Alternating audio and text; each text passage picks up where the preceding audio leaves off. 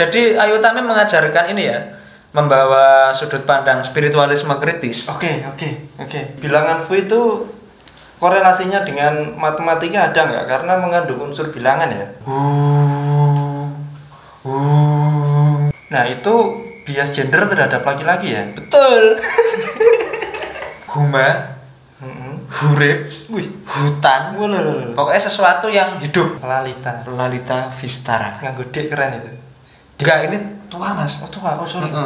Tua ini. Tapi gini.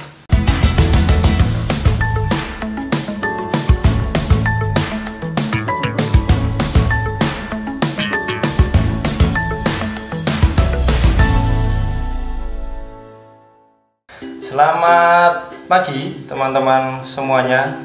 Selamat datang di Buka Buku, sebuah tayangan video yang mencoba membuktikan bahwa buku adalah jendela dunia. Ngono ya.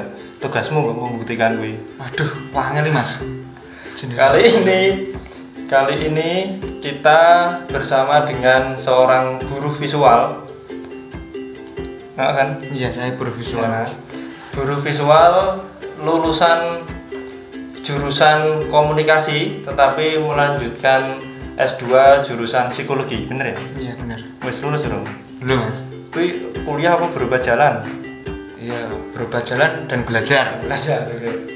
Bung Reza Ulfa Tamimi, sehat ya? Alhamdulillah. Ana bi khair. Aduh.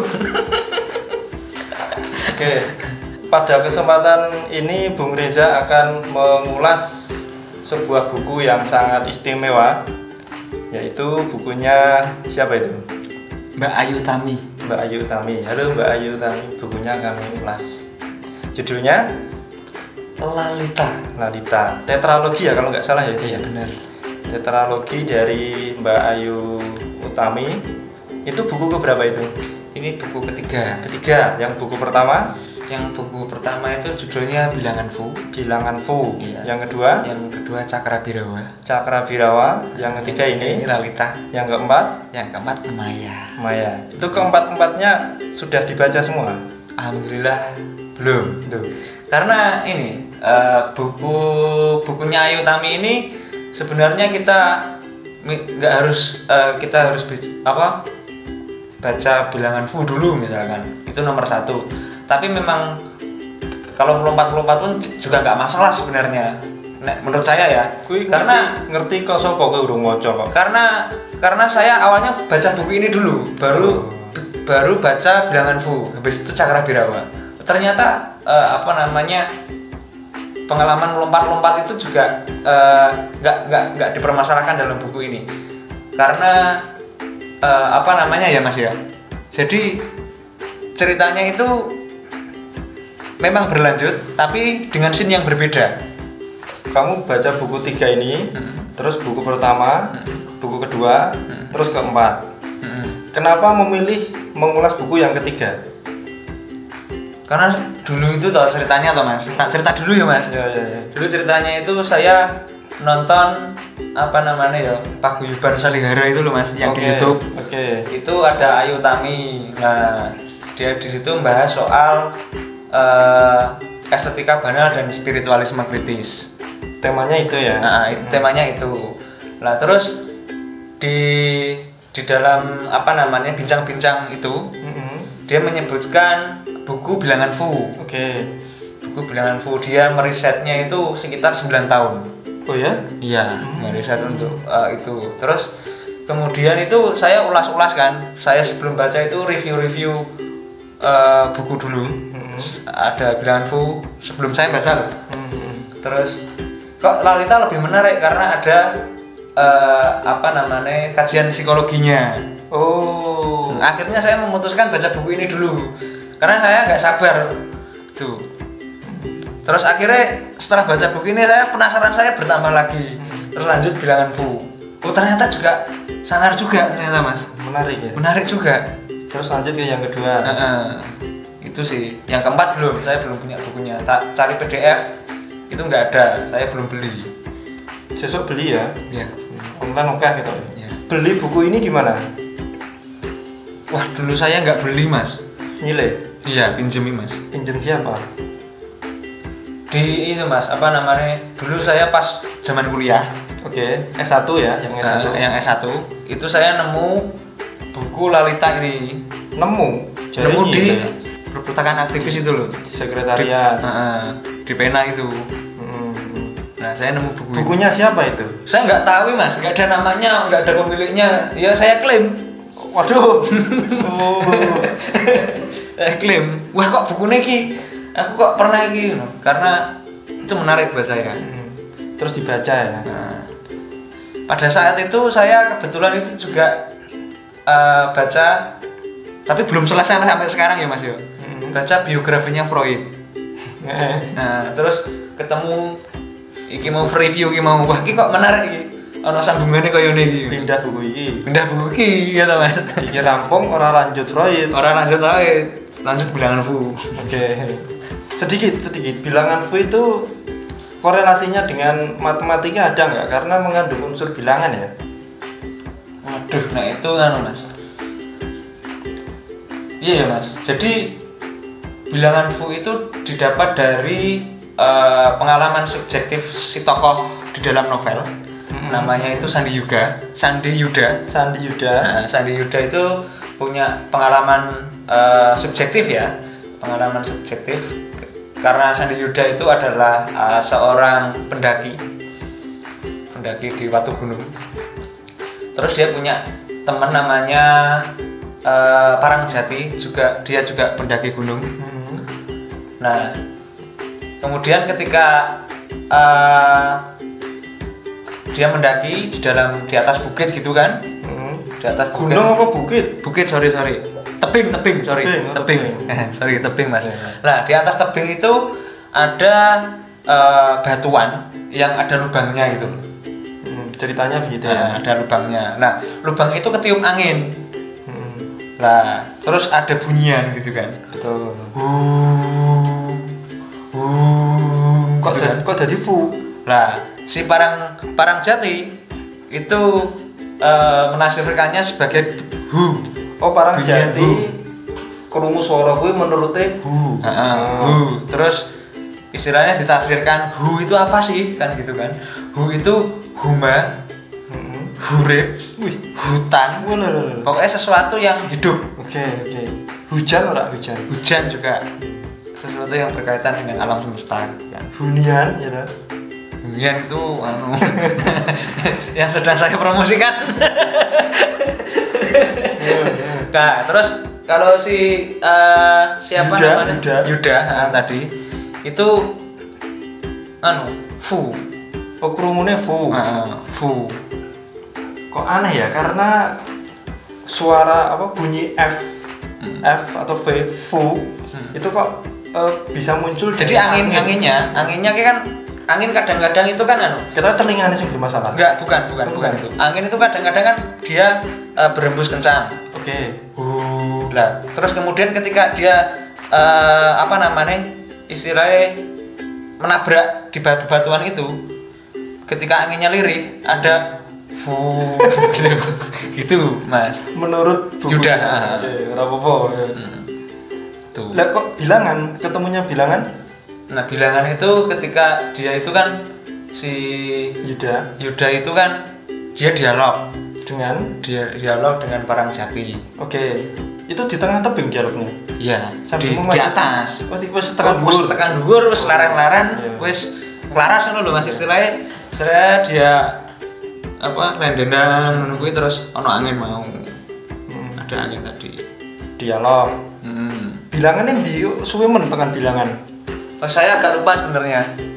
Saya agak lupa, tapi ada satu penjabaran di buku ini. Bilangan Fu itu dia menjelaskan Fu itu sebagai bilangan biar mudah ditangkap gitu kan. Biar mudah dimengerti. Si siapa jenis Parangjati? Si koncone Yuda Parangjati mentadaburi Hu sebagai huruf hutan. Si Yuda mentadaburi Fu sebagai bilangan. Iya, karena di dalam ingatannya itu seperti lingkaran. Waduh. Oh, abstraksi. Abstraksi pikirannya itu seperti lingkaran gitu loh. Ruwet pikirannya ya. Ya, tapi kayak 3,14 itu loh. 3,14 salah kamu. 3,14. Jadi kan orang matematika ya Mas? Iya. Kalau 22/7 itu loh. Salah, 22/7. 22/7. Ya, itu orang matematika. Gimana? Loh, nah ya, berarti Dia Mas? tadabur. Aku nggak suka bahasa itu sebenarnya. Saya soalnya bukan lidah Arab gitu ya. Menafsirkan. Nah, saya lebih suka bahasa itu, Mas. Tafsir ya sama Arab toh. Tapi bahasanya nggak nganu itu loh.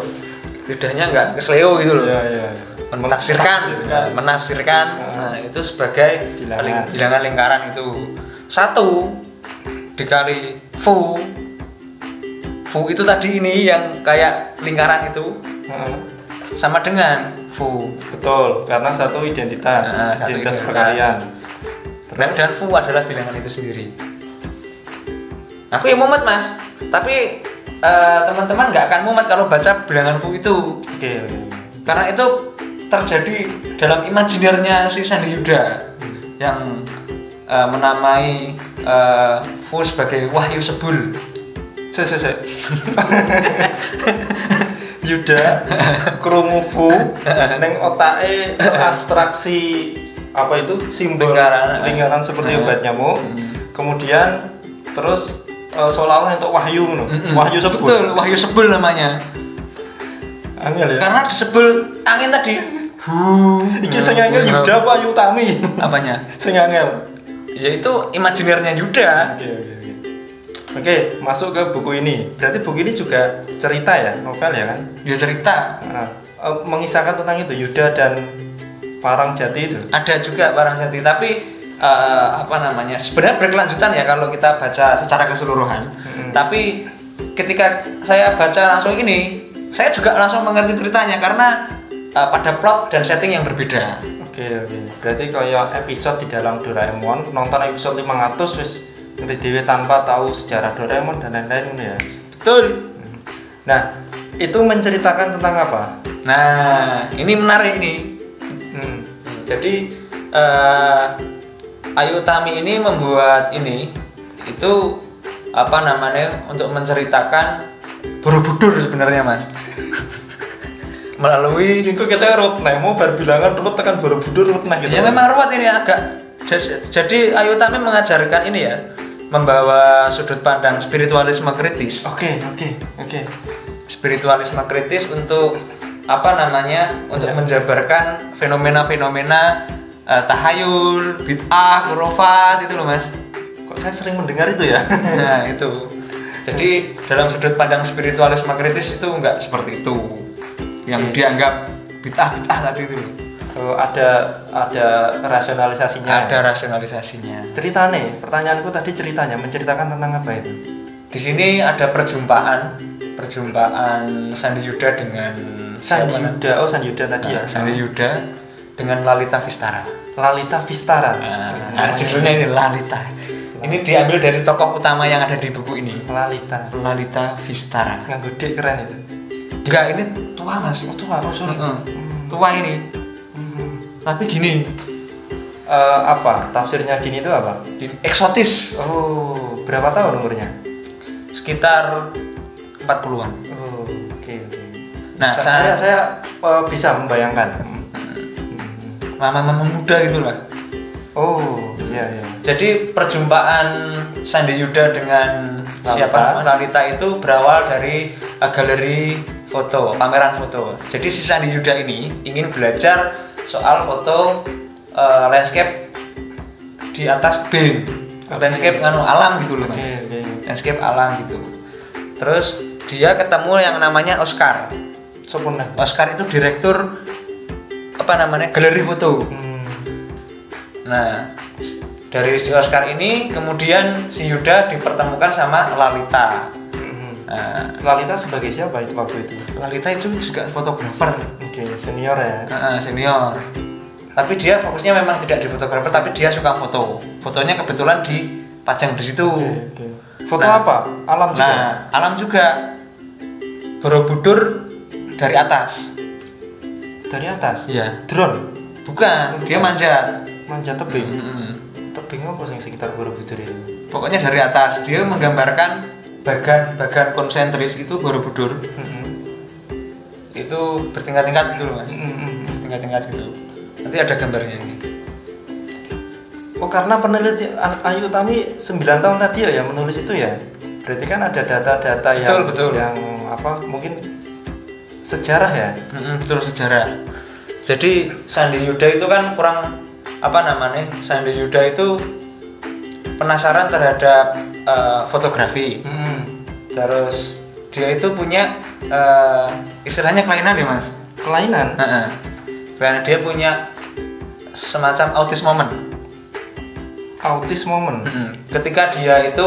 Ketika orang lain mengucapkan sesuatu yang asing, pengetahuan asing, Sandi Yuda itu excited. Bukan, dia membayangkan sendiri. Mengabstraksi sendiri di dalam pikirannya. Terus itu kemudian kelainan atau itu? Dia membayangkan sejenak, terus yang lain itu nggak dihiraukan gitu loh. Dia menyebutnya sebagai autis moment tadi. Next dunia psikologi ya memang mana itu? Waduh, saya kurang tahu itu. Saya kurang tahu detailnya ya. Detailnya saya kurang tahu. Terus kisah berlanjut. Nah, kisah berlanjut si siapa Sandi tadi? Sandi Yuda itu dialog soal foto tadi. Terus di situ Lalita ngomong, orang Indonesia itu apa namanya merasa tahu tentang Borobudur. Tapi Borobudur mengajarkan kita bahwa banyak yang tidak kita ketahui tentangnya. Sekarang ada Song of Borobudur itu kan, ngerti tak? Waduh, saya kurang tahu itu. Ya makanya Borobudur mengajarkan itu.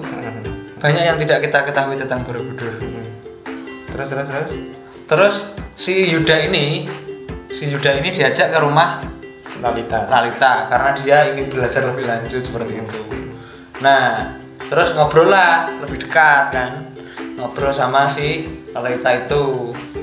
Terus ada gambar itu loh, gambar Lingga dan Yoni itu loh Mas. Di rumahnya Lalita. Lah kui si Yuda nggak tahu. Terus tanya sama itu dialog singkat cerita. Karena obrolannya berlanjut memanas. Ya toh. Si Sandi Yuda ini juga punya sensasi di dalam alam pikirnya.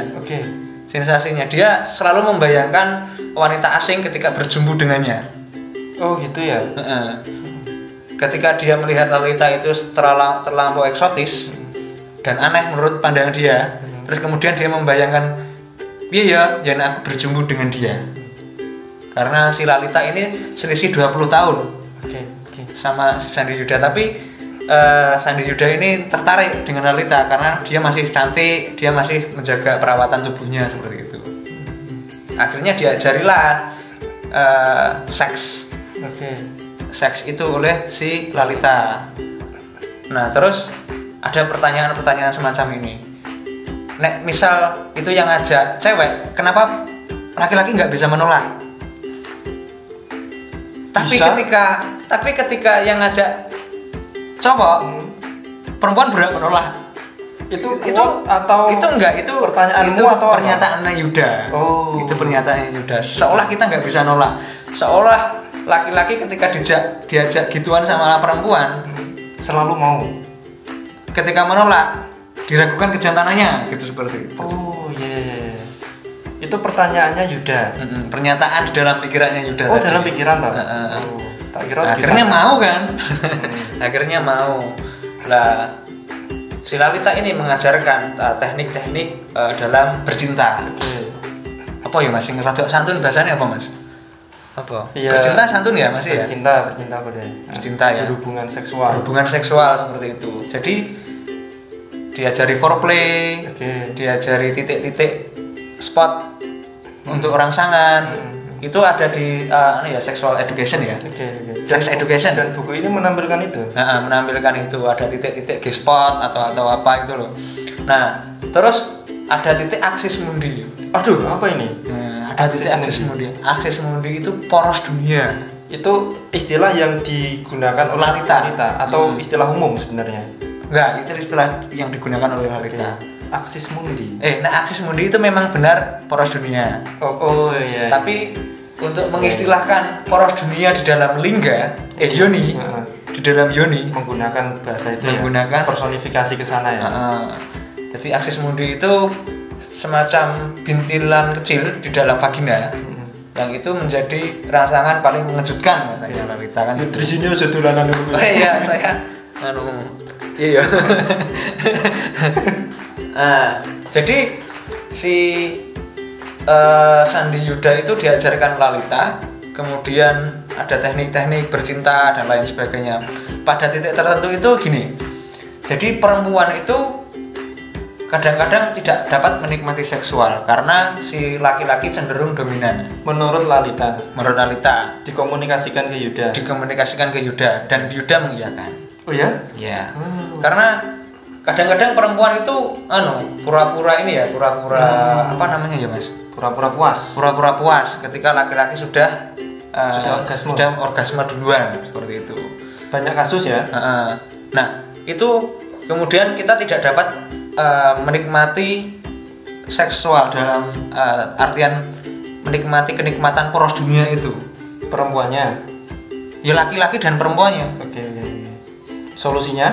Solusinya adalah sang laki-laki dan perempuan itu harus setara. Setara dalam artian apa? Dalam arti tidak saling mendominasi dalam hubungan seksual. Jadi misalkan ojo misalkan. Jadi gini aja. Istilahnya biar penak ya Mas. Jadi perempuan itu nggak bisa tidur laksana tanah saja, rebahan tok terus kemudian pasif. Oke. Jadi kedua belah pihak itu harus sama-sama aktif untuk mendapatkan tadi. Untuk mendapatkan titik akses mundi kecil. Oke. Itu menurut Lalita ya? Itu menurut Lalita. Dan kenikmatan gue akan dicapai ketika itu tadi setara gitu kan. Nah terus pada titiknya setara itu mengakibatkan pada titiknya itu adalah penjabaran dari tantra. Waduh, tekan tantra berarti? Ya itu tantra, itu ajaran tantra, di mana pertemuan antara Sarilingga dan Yoni. Oke. Nah itu poros dunia tadi, aksis mundi. Nah itu tidak hanya dalam seksualitas. Sebenarnya sang petapa yang agung atau mungkin ini gambarannya Siddhartha Gautama ya mungkin ya. Mungkin petapa sang agung itu dapat mencapai titik aksis mundi itu dalam pertapaan. Oh, selain dalam seksual, dalam pertapaan. Yang dilakukan dalam meditasi Kundalini kalau di sini namanya. Meditasi Kundalini. Itu bisa mencapai kenikmatan separuh dunia. Dalam kalau nggak seksual ya topo kan. Nah akhirnya kan Buddha itu nggak rapi apa piye Mas? Apa piye? Kalau dalam ajaran Buddha itu gimana? Nggak tahu. Terlibat gitu tuh maksudnya. Jadi tidak kepuasan seksual apa?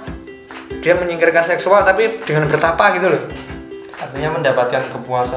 Mendapatkan kepuasan itu melalui pertapaan, bukan seksualitas. Jadi solusi untuk para jomblo ya, bertapalah. Bertapalah, karena di dalam pertapaan itu sama-sama. Misalkan dia mendapat satu pencerahan seperti itu. Itu sama dengan seksual. Separuh dunia tadi. Kenapa separuh penggambaran? Kok enggak semua? Ya saya Mas, nek kabeh iki koyone donya dadi miliknya dia lho Mas. Oke, terus kisah berlanjut. Saya ingin tahu kelanjutan ceritanya. Nah, yang menarik ini adalah si Lalita ini ternyata adalah cucu dari Ansel bin Hedge. Namanya itu dari Wina. Cucu dari Ansel bin Hedge. Siapa Ansel bin Hedge? Ansel bin Hedge itu adalah seorang antropolog. Yang dulu juga muridnya Sigmund Freud. Nah, di situ ada pembahasan psikoanalisa yang agak menarik di situ. Lalita ini fiktif kan? Bukan. Bukan. Kalau di sini fiktif. Kalau di sini fiktif. Tapi Ansel bin Hedge itu asli. Ansel bin Hedge itu asli. Jadi dia muridnya Sigmund Freud. dia belajar sama Freud tentang psikoanalisa. Apa nilai-nilai psikoanalisa apa yang disampaikan buku ini? Jadi si Ansel ini kan dia kan antropolog. Dia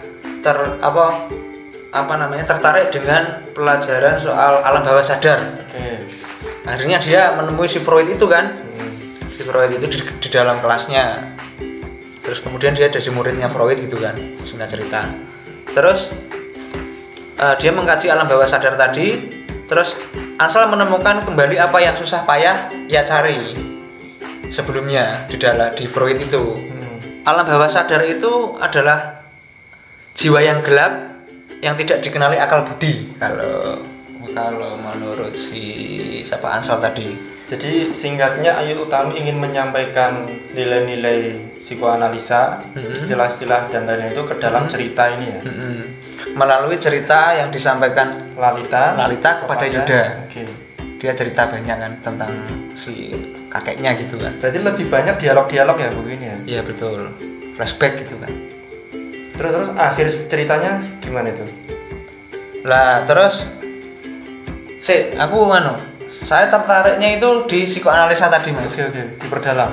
Diperdalam ya itu ya. Jadi si Freud ini digambarkan sebagai si Freud itu kan dia psikoanalisa, bapak psikologi juga. Pertama ilmu psikologi itu lahir dari situ, dari si bapak ini. Itu disepakati oleh umum. Ya itu internasional mas. Mau nggak mau harus diakui si Freud itu. Freud karo Surya Mentara bisa ndi? Ya sebenarnya sama, tahun 45-an lah ya. Sebelum tahun 45-an. Terus. Nah, si Ansel ini ketemulah sama Carl Gustav Jung. Nah, di dalam kelas itu ada kesamaan argumen antara si Jung dengan Ansel mengenai psikoanalisa tadi berkaitan dengan sisi gelap yang tidak diketahui akal budi. Jadi, di situ. Nah, terus kemudian pada titik tertentu semakin kesini dia belajar sama Freud. Ada yang tidak kesepakat Ansel dan banyak muridnya si Freud itu tidak sepakat dengan pandangan si Freud tentang agama. Bahas psikologi objeknya agama ini. Itu juga dalam kajian kepercayaan gitu loh mas. Oh kepercayaan ya. Iya betul. Masuk. Jadi Freud punya pandangan bahwa agama itu adalah sekumpulan simptom ketegangan, syaraf libido yang direpresi. Jadi syaraf simptom-simptom yang direpresi, ditekan terus, libido ketika ditekan terus, kemudian muncullah gairah spiritual. Ditekan itu maksudnya apa? Ditekan itu tidak dilampiaskan. Ketika libido itu ditekan terus, artinya di 4 ya mas, puasa mengakibatkan tinggi. Mengakibatkan gairah spiritual. Itu pengalaman buruknya si Freud itu. Kenapa dia tidak suka dengan agama itu. Freud ngomong penelitian atau empiris atau apa? Ya pengalaman buruknya si Freud pada masa kecil. Nah di situ nggak dijelaskan lebih detail ya. Terus kalau si Ansel ini punya pandangan lain. Bahwa Ansel dan Jung itu sama pandangannya. Jadi agama itu bagian dari bagan konsentris, di mana agama itu ada di tengah-tengahnya. Di tengah apa? Di tengah-tengah bagan konsentris. Bagan konsentris itu apa ya Mas Yo? Istilahnya kayak ada apa ya Mas Yo? Jadi ketidaksadaran, nah di tengah-tengahnya itu agama gitu loh. Oh, dia mengisi ruang ketidaksadaran itu. Di tengah-tengahnya ada agama gitu, yang menghubungkan antara manusia dengan alam semesta. Oke. Terus yang menarik itu si Freud itu kan si Freud itu orang sing sangar. Digambarkan di sini Ayu Utami sebagai orang yang hebat, orang yang intelektualnya mumpuni dan lain-lain. Tapi di sisi lain dia juga ini ya arogan. Arogan ketika dia dikritik oleh muridnya si Ansel, si Jung, dia nesu. Terus ada yang dikeluarkan dari situ sekolah. Dari kelas psikoanalisa itu dikeluarkan. Salah satunya ada yang bunuh diri itu mas. Gara-gara dikeluarkan ya. Lanang apa itu? Lanang mana? Tekan kono ya. Iya, jadi si Freud itu memang sangar gitu loh. Ketika dia dilabeli sama si Freud, kue ora berbakat, kue kakek kritik, terus kue jadi represi mendalam ngono lho mas. Mentalnya langsung naik ngono lho mas. Karena wong saking sangare wonge, terus dilabeli ngono lho, terus bunuh diri. Freud. Namanya Herbert, itu juga ada itu. Ternyata itu bukan fiktif. Namanya Herbert. Freud menyesal nggak lihat muridnya bunuh diri? Itu kan diungkapkan ketika itu diungkapkan ketika akhir-akhir si meninggalnya Freud. Dia mengakui sebuah gairah-gairah spiritual itu yang tadi dikatakan akhirnya dia sepakat sepakat sebenarnya dia. Terus berlanjut ke rambungnya bi, cerita bu rambungnya bi. Jadi cerita ini itu menggambarkan membuat aku aku pribadi itu refleksi mas. Oke. Mungkin saya ada kesamaan mungkin dengan kayak aku menjeru ning cerita kui. Aku menjeru ning cerita kui seolah menjadi Yuda. Kadang-kadang aku punya autis momen tadi. Waduh. Kayak ngono kuwi. Jadi iso refleksi ngono lho mas. Jadi aku melalui buku ini saya bisa sembuh, artinya perlahan mengenal diri saya sendiri. Kok aku ngene toh? Kok aku ngene ngono. Sudah ketemu Lalita belum? Apanya? Belum. Nah, yang menarik itu kan si Ansel ini mas. Si Ansel ini kan punya cucu. Lalita sama kok sampai ke Indonesia gitu loh. Oh iya. Kok sampai ke Indonesia gitu loh. Oh disambungkan. Disambungkan, betul. Jadi si Ansel itu dipanggil sama Thomas Raffles. Thomas Raffles itu memugar Borobudur. Itu peristiwa sejarah ya? Iya, peristiwa sejarah. Ya itu benar terjadi gitu loh. Lah si Ansel ini dulu ngontrak di dekat Semarang gitu. Terus kemudian punya anak, terus dia punya cucu. Singkat cerita dia punya cucu, dinamakan dia punya dua cucu, namanya Jataka Mala sama Lalita Vistara. Nah itu Jataka Mala itu relief yang ada di Borobudur. Sama Lalita Vistara itu juga relief yang ada di Borobudur itu. Jadi dia menggambarkan Borobudur itu sebagai narasi yang agung gitu loh mas. Jadi dia menemukan indah ya Borobudur itu indah. Banyak teori-teori yang kemudian ditemukan dari narasi-narasi Borobudur itu. Contohnya teori nirsadara kolektif. Waduh, apa wi? Wah, iya lagi. Nirsadara kolektif itu awakmu dengan mengungkapkan istilah-istilah itu terus ngerasa pinter ngono ya. Iya Mas. Jadi aku nang kene iki aku merasa cerdas ngono. Wih, istilah-istilahnya kok apik men to? Ngono kuwi lho Mas. Padahal aku ya ora paham biyen. Apa itu? Biyen zaman semono ora paham kuwi Mas. Karena aku kuliah psikologi zaman semono. Nirsadara kolektif iki opo to? Aku kan akhirnya browsing zaman semono Mas. Aku baca buku ini 2 kali kalau nggak salah.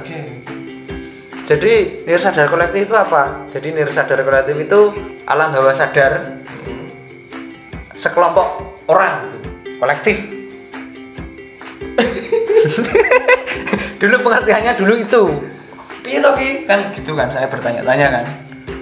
Kuwi ya wis nirsadar kolektif kan wis cetha. Lah makane. Terus tak gawe pengertian ngono dhewe ngono lho Mas. Ketika aku browsing ngono lho. Akhirnya ketemulah dia menggambarkan sisi gelap manusia yang tidak bisa ditangkap akal budi tadi.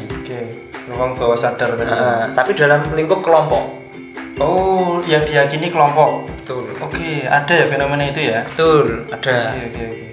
Terus yang ingin disampaikan Ayu Utami dengan mengangkat isu nirsadar kolektif itu apa?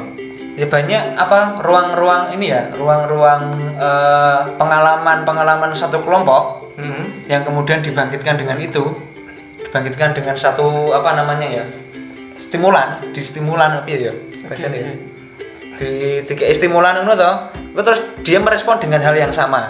Ada cerita menarik, ini aku nggak tahu fakta atau cerita untuk memotivasi ya. Mungkin nirsadar kolektif itu, jadi di sebuah daerah terkenal ada cerita bahwa Syekh Habsyi kalau nggak salah, Syekh Habsyi atau siapa yang itu masyhur. Kemudian nek ono bocah kecemplung sumur, terus meminta tolong Syekh Habsyi, terus balik dewe bocah, artinya bisa ditolong. Kemudian ada satu mubalek yang, loh masa namanya Syekh Habsyi mengungguli nama Allah, dia nyemplung sumur nyebut nama Allah meninggal. Dia berarti kan loh tidak ikut keyakinan tentang Syekh Habsyi itu. Betul. Maksudnya misalkan contoh ya. Kalau di kampung saya itu terkenal oleh mitos Ki Ageng Selo. Oh iya. Tahu Ki Ageng Selo? Nah, Ki Ageng Selo itu dapat menangkap petir katanya. Lah, ketika petir itu tiba, orang-orang di kampung saya itu otomatis menyebut Ki Ageng Selo. Kulo putune Ki Ageng Selo agar tidak tersambar petir. Oke, nirsadar kolektif. Nah, itu nirsadar kolektif. Yang itu berpengaruh ke alam bawah sadar. Betul. Oke. Terus nah, ketika itu ketika kita dilakukan orang di luar daerah itu bukan bukan gitu. Jadi ingatan nirsadar kolektif itu akan membangkitkan kita, kayak misalkan perasaan rasa nasionalisme. Iya, Mas. Ada rasa yang sama. Ada rasa yang sama gitu kan. Ketika itu di stimulan itu ya Mas. Biasanya apa ya? Dirangsang betul. Ketika itu dirangsang. Angel ya Mas. Terus akhirnya cerita kisah tentang Yuda dan Lalita ini gimana terus? Menikah atau berpisah? Bukan, berpisah. Karena si Yuda itu punya pacar namanya Marja. Waduh. Akhirnya teori ini mau dipraktekkan karo Marja Mas. Teori seksnya Lalita tadi diprakteknya sama Marja. Tapi tidak berhasil. Loh. Kenapa? Karena si Yuda itu terlalu berpatokan teori baraki ngene. Akhirnya dia nggak menikmati seks itu sendiri. Teori minded. Akhirnya dia nggak menikmati itu. Dia seperti robot dan lain-lain. Dan si Marja juga tidak menikmatinya. Wes ngono tok ceritane. Kisah? Bukan. Ya orang ngono tok. Akhirnya mau kan terus akhir kisahnya itu wah, aku kok rada lali ya Mas. Saya tak buka ya Mas. Berpisah. Jadi akhir ceritanya itu kan si siapa? Yuda, terus ada Paramejati, ada Marja. Oke. Dia ke Borobudur. Oke. Dia ke Borobudur karena penasaran ya, cerita ke si Lalita. Itu kan teori dari Borobudur semua kan. Akhirnya dia penasaran ke sana. Nah, di situ ada tingkatan menungso nih Mas ya. Apa ya? Di dalam Borobudur. Ada Kamadhatu, Rupadhatu. Oke. Nah, nek Kamadhatu ki apa ya dasar ngono ya Mas. Dasar manusia ngono. Rupadhatu dunia cek rupa, cek materialistis. Rupadhatu dunia tanpa rupa. Oke. Jadi si Ayu Utami ini mengajak mengajak kita menjelajah apa ya Mas? Istilahnya menjelajah situs sing iki sebenarnya banyak teori-teori yang lahir dari sini gitu loh. Kemudian dicangkok ke barat gitu kan. Oh ya? Dicangkok ke barat. Banyak naskah-naskah dari Borobudur itu kan dibawa ke barat semua. Oke. Novel itu kan disampaikan dengan bahasa yang indah ya, apalagi Ayu Utami gitu kan. Yang diwone lah bahasanya. Terus berarti ke semua novelnya Empat itu disampaikan dengan apa cara yang sama kayak gitu, dialog gitu, atau ada pola yang lain? Ya, dialog. Dialog gitu ya. Dialog, misalkan saya cerita, dia mendengar. Terus dia menceritakan masa lalunya seperti itu. Ada feedback, ngobrol. Oke, itu teman-teman. Mohon maaf untuk Mbak Ayu Tami kalau kita kisahkan tidak indah. Iya ya Mbak. Bukunya indah ya? Bukunya indah, tapi cara penyampaiannya kurang indah Mas. Cara penyampaiannya kurang indah karena belum ketemu Lalita kamu. Saya mencari keseimbangan itu. Oke. Tadi ada pertanyaan yang belum terjawab.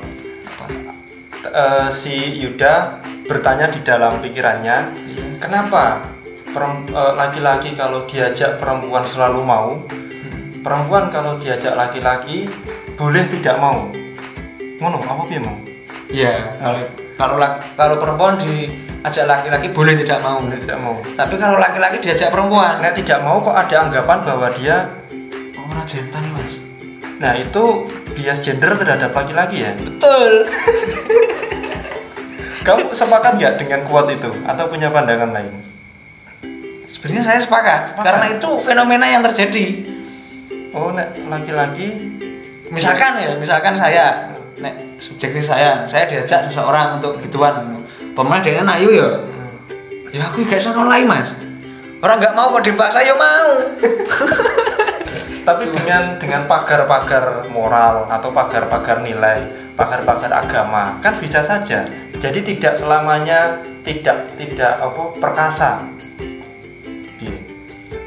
Bisa jadi Mas itu. Ada ya, berarti bisa jadi. Berarti boleh kan? Boleh menolak. Tapi mungkin keimanan saya mungkin yang kurang Mas.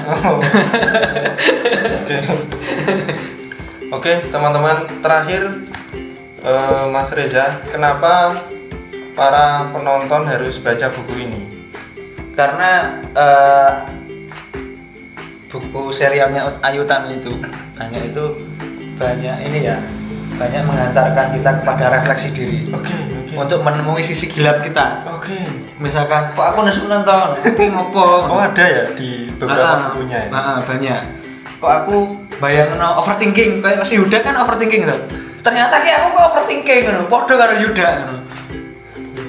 Jadi banyak hal-hal reflektif semacam itu untuk mengajak kita untuk mengenal diri kita sendiri sebenarnya. Oke. Perjalanan mengenal diri saya ada ikatan emosional semacam itu kayak sama Ayu Tami gitu loh. Tadi selain overthinking, pokoknya sisi gelap manusia itu semua ada. Sebentar, aku sisi gelapku apa ya? Misalnya apa? Aku sisi gelapnya apa sing ono ning kene? Sisi gelapmu Mas. Aku gak roy Mas. Kowe terlalu Mas, terlalu perfect kok Mas. Waduh. Wah, enggak aku. Nek sisi gelapmu apa ya Mas? Kamu tidak melihat sisi gelap. Kemelindi Mas. Kemelindi. Heeh. Ono ning kene kemelindi. Enak kemelindi. Yuda juga. Tapi kemelindi sisi gelap ora Mas? Gelap. Ora Mas. Kemelindi kuwi nganu Mas, terlalu terang. Iya, kemelindi kuwi anugerah Mas. Jadi anugerah sing dikeki ning Gusti kanggo kowe ngono. Tapi kowe kemelindimu gak wagu ngono lho Mas. Enggak. Kemelindi menurut saya kegelapan. Karena terlalu percaya diri. Percaya diri kan harus pada porsinya, berani harus pada porsinya. Terlalu berani gegabah, tidak terlalu berani takut. Jadi kudu pas. Kemelindi terlalu. Ada di sini ya kemelindi ya? Ada kemelindi. Ini bahasanya kayak kemelindi Mas. Oke, teman-teman, ada yang ingin disampaikan terakhir? Cukup ya. Terima kasih Mas Reza sudah bersedia kami tanya-tanya, bersedia menghadiri acara buka buku. Dan untuk teman-teman sekali lagi yang punya naskah boleh kirimkan ke kami untuk kami olah supaya layak terbit. Dan tidak perlu banyak-banyak, nyetak 10 juga boleh, nyetak 20 boleh. Yang penting karya Anda bisa dinikmati banyak orang, khususnya anak Anda atau cucu Anda atau keturunan Anda. Begitu ya? Begitu. Begitu teman-teman, terima kasih telah menonton, sampai ketemu di buka buku selanjutnya. Ini loh. Halo.